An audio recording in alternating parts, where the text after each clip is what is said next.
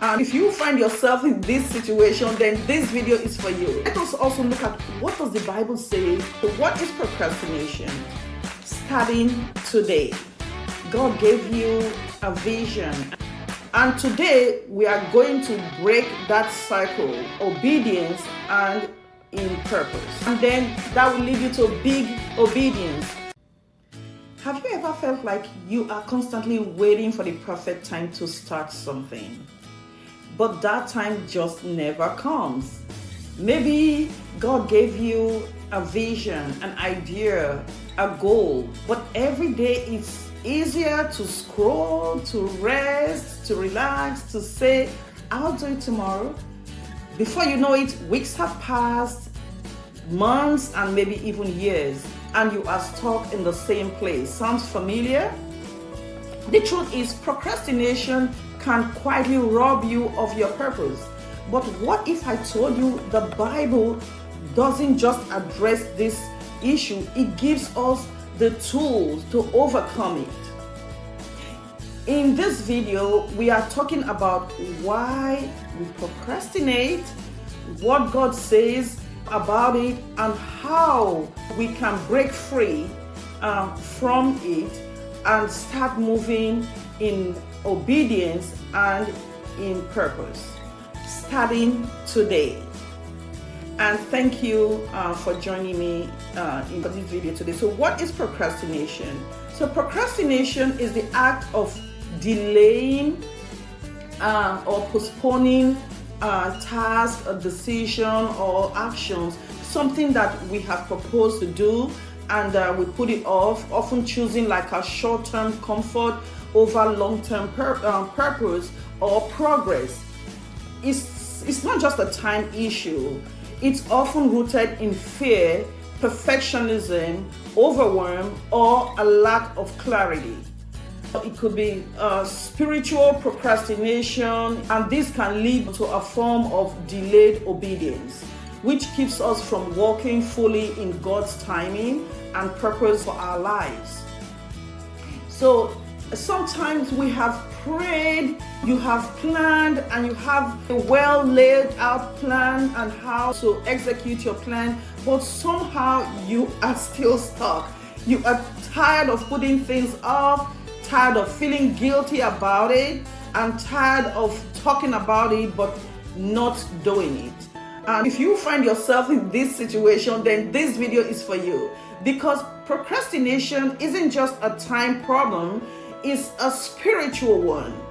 And today we are going to break that cycle God's way. So it's not just laziness, it's often fear, perfectionism, overwhelm, or lack of clarity. But let us also look at what does the Bible say about procrastination. Here I'm going to give you some scriptures that talks about procrastination, so you can go read them at your own convenience. For the book of Proverbs chapter 6 verses 6 to 8, I'm only going to read one verse, verse 6. You can read 7 and 8 on your time. It says, "Go to the ant, O sluggard, consider her ways and be wise." This actually speaks to diligence and preparation. Even in the book of Ecclesiastes, chapter 11 verse 4, it talks about whoever watches the wind will not plant. Isn't that true? So whoever looks at the cloud will not reap, because you are waiting for a perfect conditions, and then that perfect condition never comes, and we just stay stuck. Colossians chapter 3 verse 23 says, "Whatsoever you do, work at it with all your heart as working for the Lord." He said this talks about motivation. This motivates you. It talks about excellence and also purpose in action. James 4:17, "If anyone then knows the good that he ought to do and does not do it, it's sin for them." Here is also talking about accountability for delaying what God has called you to do.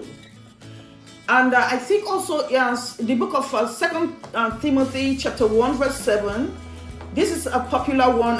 I'm sure some of you will know it. For God has not given us the spirit of fear, but of love, power, and of a sound mind. Fear often drives procrastination, but God gives us boldness and power. And I'm going to give you some steps. I'll say 7 steps to help you overcome procrastination. Number 1, you got to start from the basic. You start with a prayer, which is what I always do. You're going to ask God to reveal the root of your delay, and also let God give you grace to embark on what you need to embark on. Number 2, you ask for clarity. You seek clarity. Why do I want to do this thing? What is the purpose behind this task, behind calling or this decision? Number 3, you break it down in small obedient steps that you can still make progress. Number 4, you fight perfectionism with progress. Done is better than delay. So step 5, you create accountability. Invite someone that you know to work with you to help to hold you accountable as well. Step 6, you set achievable goals. Set goals that are realistic, that are achievable, that are measurable, so you don't set yourself up for failure. Number 7, consistency. If your goals are attainable, you are likely to be consistent and successful in executing them. So what will be my final word in this video is to encourage you. You are not lazy. You just need clarity, you need courage, and you need consistency. God has already given you what you need to begin. So start today, take small steps, and then that will lead you to big obedience. So and then please don't forget to comment below what is it that you have been putting off, that you want to take a step towards today, so you can start doing what you have set out to do.